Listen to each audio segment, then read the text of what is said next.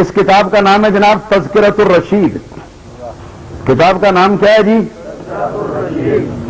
یہ تذکرۃ الرشید. یہ تذکرۃ الرشید مولوی حسین علی آپ وہاں بچرا جو مرشد علامہ عنایت شاہ بخاری کے، ان کے پیر و مرشد مولوی رشید احمد گنگوئی، ان کا یہ تذکرہ ہے جس کو ان کے خلیفہ مولوی محمد عاشق الہی صاحب نے تصنیف کیا ہے. مولوی اشرف علی صاحب تھانوی کے مشورے شامل ہیں اس کے اندر. نہایت مرکزی مستند کتاب ہے ان حضرات کی جو توحید والا اپنے آپ کو کہتے ہیں. لکھا ہے یہاں پر مولوی رشید احمد گنگوئی صاحب کا ایک ملفوظ لکھا ہے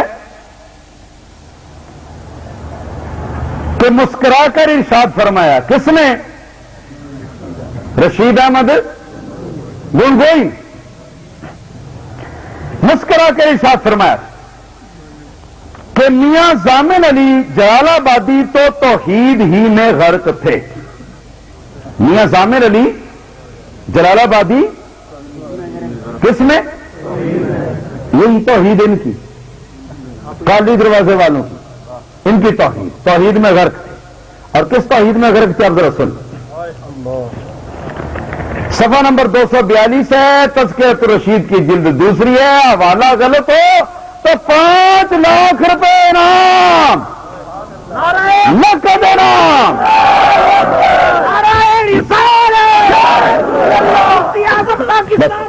مفتی محمد اشرف القادری صاحب. اور اگر حوالہ صحیح ہو تو اگر دل کے اندر غیرت ایمان ہے تو پھر صرف اتنا مطالبہ ہے کہ کالنی دروازہ اینڈ کمپنی سارے کے سارے دیوبندی دھرم کے اوپر پیشاب کر کے سچے پکے اہل سنت و جماعت بریلوی کے مذہب کی طرف توبہ طائب ہونے کا اعلان کریں.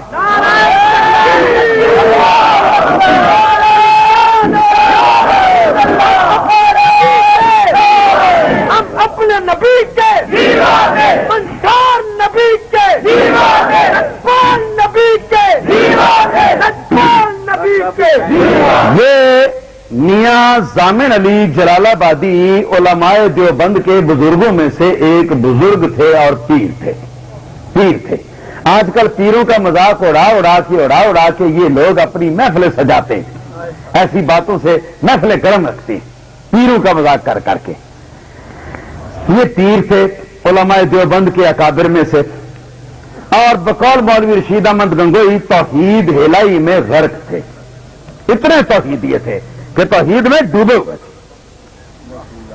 ایک بار ارشاد فرمایا. کس نے؟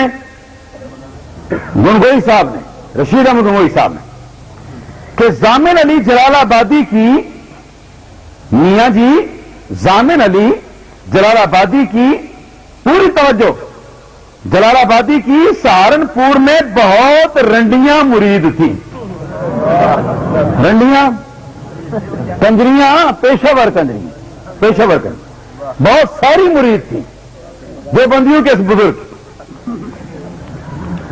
ایک بار یہ حضرت سہارنپور میں کسی رنڈی کے مکان پر ٹھہرے ہوئے تھے. وہاں دورہ فرمانے کے لیے تشریف، پیر مریدوں کے پاس دورہ کرنے جاتے ہیں نا، تو جیسا مرید ہو اس کے گھر میں پھر قیام کرنا پڑتا ہے. تو ایک رنڈی کے گھر میں انہوں نے قیام فرمایا. سب مریدنیاں اپنے پیر میاں صاحب کی زیارت کے لیے حاضر ہوئیں، مگر ایک رنڈی نہیں آئی. توحید کی بات آنے لگی ہے. سنیے، میاں صاحب بولے کہ فلانی کیوں نہیں آئی؟ اتنی اداسی، فلانی کیوں نہیں آئی؟ رنڈیوں نے جواب دیا کہ میاں صاحب ہم نے اس سے بتیرا کہا کہ چل میاں صاحب کی زیارت کو. اس نے کہا کہ میں بہت گناہگار ہوں، بہت روح سیاہ ہوں. بات تو سچی تھی، ہے جی. میاں صاحب کو کیا منہ دکھاؤں، میں زیارت کے قابل نہیں. میاں صاحب نے کہا کہ نہیں جی تم اسے ہمارے پاس ضرور لانا. چنانچہ رنڈیاں اسے لے کر آئیں. جب وہ سامنے آئی تو میاں صاحب نے پوچھا بی تم کیوں نہیں آئی تھی؟ اس نے کہا کہ حضرت روسیائی کی وجہ سے زیارت کو آتی ہوئی شرماتی ہوں. اس کی بات صحیح تھی، اس کی بات صحیح تھی. شرم تھی، حیا تھی آنکھوں کے اندر، چاہے کنجری تھی، کسبی فاحشہ تھی، لیکن آنکھوں کے اندر اتنی حیا تھی کہ کسی اللہ والے کو دیکھنا ایسی روسیائی کی حالت میں مناسب نہیں ہے. چنانچہ میاں صاحب بولے بی تم شرماتی کیوں ہو؟ بی تم کیوں؟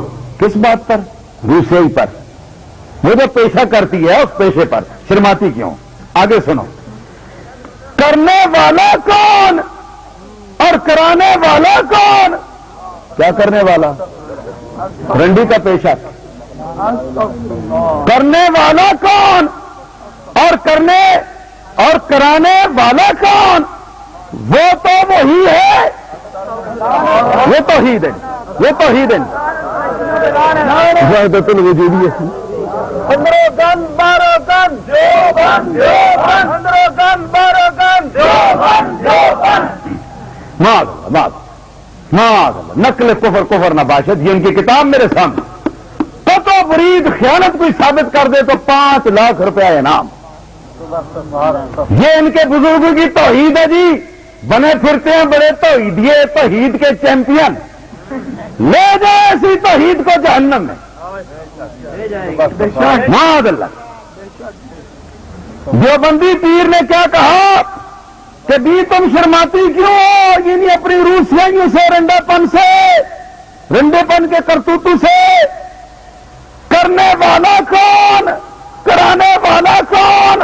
وہ تو وہی ہے. مطلب ہے پھر تمہیں شرم کرنے کی کیا ضرورت ہے؟ رنڈی یہ سن کر آگ ہو گئی اور خفا ہو کر کہا لا حول ولا قوت. اگرچہ میں روسیا اور گناہگار ہوں مگر ایسے پیر کے منہ پر پیشاب بھی نہیں کرتی.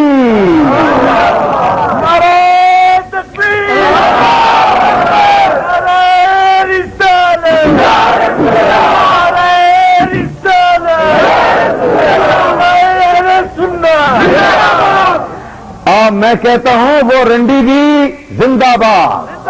وہ رنڈی بھی جس نے اللہ پاک کی توحید کی یہ گستاخی کرنے پر کہ رنڈی پنا، زناکاری، بدکاری کرنے والا بھی معاذ اللہ وہی ہے اور کرانے والا بھی وہی ہے. تم کیوں شرماتی ہو؟